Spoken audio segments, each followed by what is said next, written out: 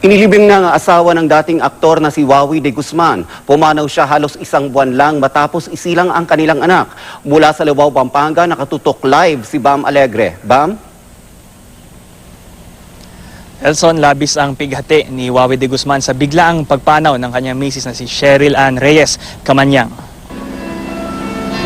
Matapos ng isang misa sa Santa Catalina Church, nilibing na si Cheryl Ann dito sa Lubao, Pampanga. Dito rin siya lumaki.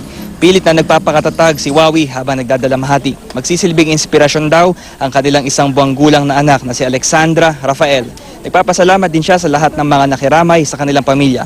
Hindi pa rin alam ni Wawi kung ano ang ikinamatay ng kanyang asawa hanggang ngayon, pero napagkasundoan na raw ng kanilang pamilya na wag nang ipa-autopsy ang mga labi nito. Nelson, pakinggan natin ang pahayag ni Wawi matapos ang libing. Pangako ko na alagaan ko yung anak namin. Nelson, kanina dito sa libing, bumisita rin ang kanyang dating katrabaho na si Gladys Reyes. Yan ang latest mula rito sa Lubao, Pampanga. Balik sa iyo, Nelson. Maraming salamat, Bam Alegre.